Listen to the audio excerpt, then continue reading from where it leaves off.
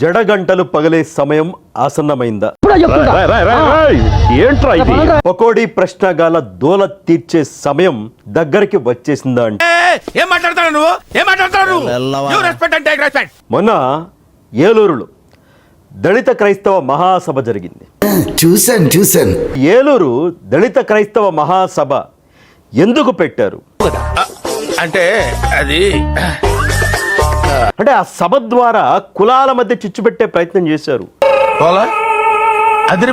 బండ బూతులకు వేదికైంది ఆ దళిత క్రైస్తవ మహాసభ. నీచులు ఎప్పుడు నీచంగానే మాట్లాడతారు రావు గారు, మీకు తెలియదే ఉంది. ఈ సభకి ఎవరెవరు పిలిచారు?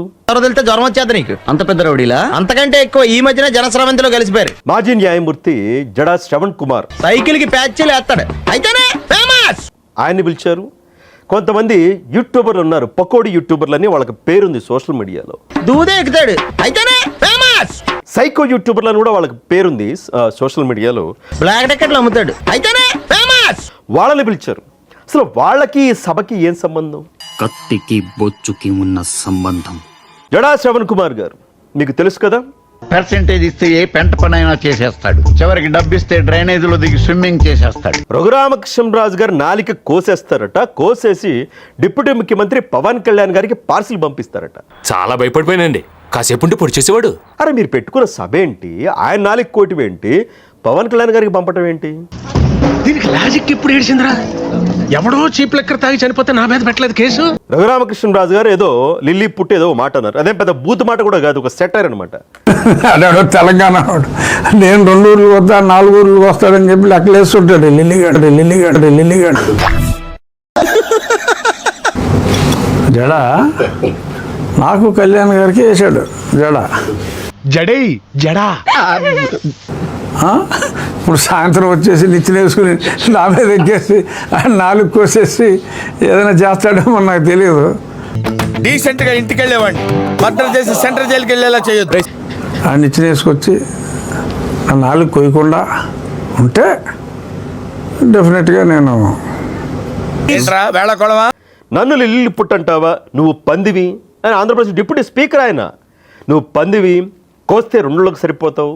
వాడెవడో ఒకడు ఉంటాడు పంది, కోస్తే 2 ఊళ్ళకి సరిపోతావు. నువ్వు 2 ఊళ్ళకి సరిపోతావు.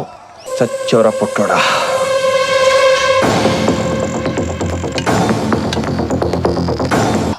మళ్ళీ నువ్వు ఆంధ్రప్రదేశ్ రాష్ట్రానికి రావటానికి 2 కాళ్ళు ఉండవు, గుర్తుపెట్టుకోమని ఈ వేదిక నుంచి నేను తెలియజేస్తున్నా. మందా వాళ్ళదా ఏది నోటుకొస్తే అది మాట్లాడక ఎతబా. ఆ పంది పేరు రఘురామకృష్ణం రాజు, మిస్టర్ రఘురామకృష్ణం రాజు. ఏందిరో వాల్యూమ్ పెంచినావు? పెంచక నేను చూసి పోసేసుకున్నా అనుకున్నావా? నేను లిల్లీ పుట్టే ఎంత చక్కగా అన్నావు. నేను లిల్లీ పుట్టే నీ వల్లే కదా. నేను లిల్లీ పుట్టే ఎందుకంటే ఎందుకు కోస్తే 3 ఊళ్ళకి సరిపోయే నీ ముందు ఎవడైనా లిల్లీ పుట్టేరా బొకడం. అయిపోయింది, బతికి అయిపోయింది. చెక్కేస్తారులే ఈ రోజంతా. ఈ వేదిక నుంచి నీకు ఛాలెంజ్ చేస్తున్నా. నువ్వు దమ్ము ధైర్యం ఉంటే అరే నువ్వు సూట్ వేసుకోరా ఒక్కసారి, నేను చూస్తా నీకు. ఏటగాడి ఎర్రిపప్పు అయితే పెట్ట పిల్లి మోకలేసిందంట. ఏలూరులో క్లాత్ మొత్తం తీసుకొచ్చినా కూడా నీకు బట్టలు కుట్టడానికి సరిపోవు. క్లాత్ మార్కెట్ లో మొత్తం బట్టలు కొన్నా కూడా నీకు సూట్ సరిపోదు. ఏందో దొరా, దేనికైనా మీ పట్నం వాళ్ళు సూట్ అయినట్టు మేము సూట్ గా భీమవరంలో ఉన్న క్లాత్ మొత్తం కొన్నా కూడా నీకు సూట్ సరిపోదు. నువ్వేంట్రా సూట్ గురించి మాట్లాడుతున్నావు? అరే తురే అన్నావంటే తోలు తీసేస్తాను ఎద్దవ్వా. I'm very sorry to say. ఇంకొంచెం హైట్ ఉంటే పట్టుకోలేకపోయామో. నేను హైట్ పెరిగే మార్గం అయితే నీ బొట్టి 2 మేకుల దేవుడా, 2 చెక్కల దేవుడా, 2 మేకుల దేవుడా.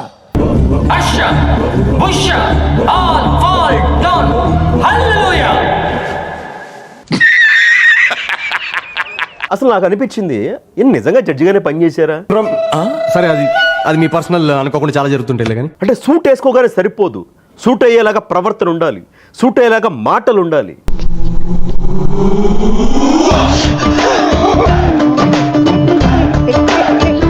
మేకతోలు కంపుకున్న ఒక పిచ్చి పులివి నువ్వు, పిచ్చి పుల్కావి నువ్వు.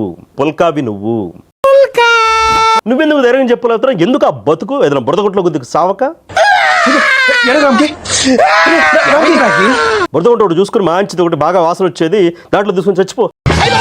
అమ్మోయ్ అయ్యి బాబోయ్ ఆపే బాబోయ్. ఏం బతుకురానిది అని సోషల్ మీడియాలో అంటూ ఉన్నారు. నేను అన్ను మన లాంగ్వేజ్ కొంచెం బాగుంటుంది. Like, share and subscribe to